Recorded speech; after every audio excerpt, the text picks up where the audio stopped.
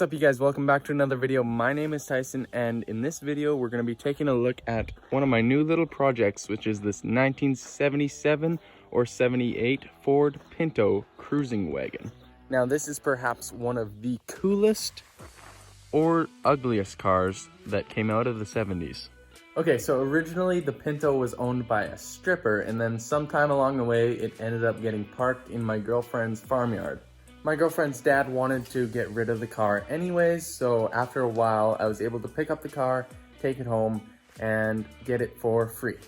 However, it did cost me $80 to put some tires on it and get it home. Anyways, since it was previously owned by a stripper, I'm excited to see what I find when I clean the car out, and that's what I'm going to start by doing. I did already have a pretty good look in here, so I do know what I'm going to find, quite a bit of it anyways, but it'll be cool to show you guys. And I will be wearing a mask and gloves for my safety reasons. Voila. Perhaps the coolest part on this car is the etched glass. That's just insane. Okay, check this out. We got some nice granola bars, some matches here, and some cooking fuel. I'm not sure what that is. I'm throwing it all out. Okay, it's looking better already. Here's some of the neat stuff I found. Chevrolet floor mat, air filter, Renault floor mat, which has a lot of mouse poop, binoculars. I think this is got the Motorola sign on there, something to do with a telephone. That, some antifreeze, checker, binoculars. A little bit odd. This is like a heater fan thing, set of speakers, and road atlas, a bunch of maps and stuff. Pretty cool. Okay, so I pulled the carpet out, and there was a spare wheel and tire under there, which would have been nice to know for when we were moving it. It probably would have held air. As you can see, the mouse have gotten to it, and look at how corroded this wheel wrench is. It's just disgusting. And then a floor jack, or car jack, whatever. Then I thought this was weird. This was under the rug too. Scrap vehicle gathering site. Keeps Saskatchewan clean. Are you saying this Pinto is junk? Okay, I'm done with the back for now. I'm gonna have to hit it with a vacuum, but now I'm gonna move on to in here. I found some cigarette little paper rollers. Those are kind of cool. And then this timing belt here. So in here is a snapped timing belt. This is a really cool box. I'll show you that. Cool 90s Mustang graphics. It's cool. Anyway, since there was a snap timing belt, I'm assuming that this was maybe changed. And I did try and fire up this car once. It turns over good, but it won't fire, which leads me to think maybe somebody changed this and didn't know how to set the timing right.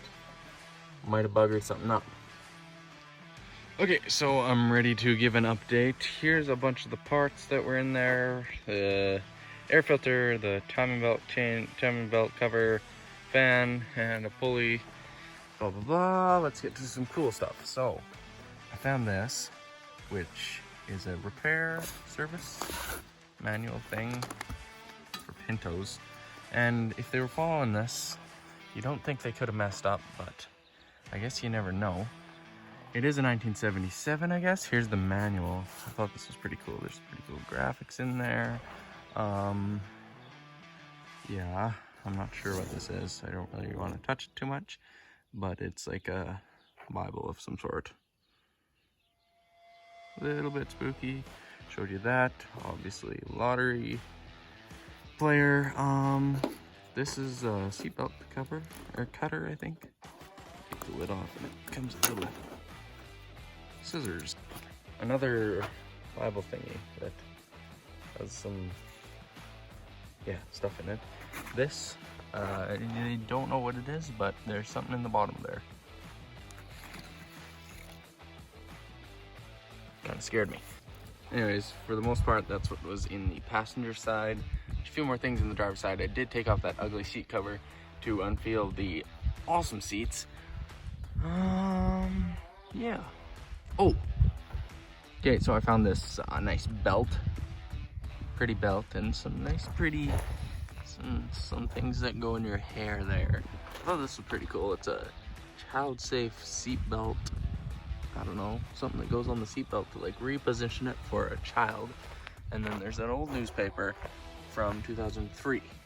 So 2003, that probably means that this car's most likely been sitting for more than 15 years. Anyways, it is getting kind of dark out. I do have work tomorrow, so I'm gonna clean up some of this stuff and I'm gonna crack open that bag, maybe find something interesting, and then probably call it a day. Okay, so it was just these rocks, probably some spiritual kind of rock, I'm not sure. This car's definitely haunted. Also, it appears that the floor has been nicely patched. Check out these shoes. Oh yeah, look at the heel on those bad boys. Them are cool. Okay, so it's nighttime right now. Here's the deal with this engine.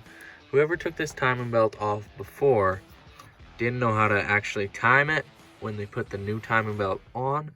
So I took this, you can see down there, took that pulley off. Once I took that pulley off, you can see this here. There's a little circle here that's supposed to line up with a little divot right there. And once I realized that the crankshaft wasn't timed there, you look up at the camshaft and the timing mark was like up here when it's supposed to line up with this little guy right here. As you can see, I did that. The timing mark is there. It's a little triangle.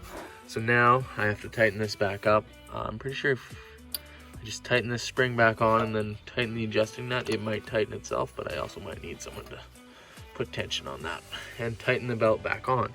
Other than that, I think that should solve the problem of why it wasn't wanting to run. Okay, and after a little bit of maneuvering, I was able to get that spring on and the adjusting nut in place back there, and it's in time now. So now all that stuff to do is see if it'll fire up. Probably not tonight though, it's getting late. I'm taking the interior apart on this car and there is mouse nests where you would not believe. You wouldn't think you would have been able to get behind there. But yeah, somehow he did. And this thing is full of mouse nests. That's just disgusting. All right, so after a little bit of tinkering, the Pinto is actually running and driving and back on the road. I did go ahead and pick up some new wheels for the car. It was a great deal. I drove 5 hours to get them. Might not have been worth the gas, but I can't complain. They look good. These ones don't have the center caps on because I have to do some modifications. But doesn't that look sweet? I forgot to mention this about these wheels earlier when I was filming. But when I did first get the car running and driving, there was a really mean rubbing sound, and I did figure it out. It was the wheels rubbing on the inside. I don't know if you can see. So, way up there, you can kind of see where they were rubbing. Anyways, it did take a pretty good chunk off the inside of both wheels on either side. But with a little bit of persuasion, the wheels do clear now, so it's good to go. It looks like a Ferrari. It rides like a Rolls Royce. It's a wagon. I don't know what more you could ask for. It's got a red interior. She's a unit. It doesn't actually drive like a Rolls Royce. I'd rather compare it to a 1-ton Dodge. Yeah. One of the problems I had to address was the car would start, but once I let off the key, it would quit running. So I actually hardwired a wire straight to the coil with a switch here. So all you gotta do, turn the key on, turn the switch on, fires right up.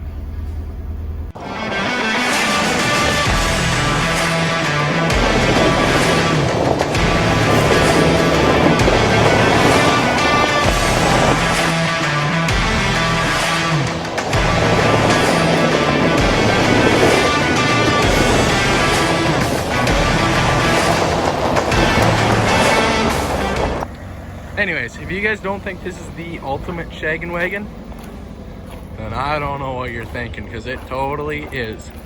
So with that, thank you for watching the video. If you liked it, hit the like button down below, and I'll catch you guys in the next one.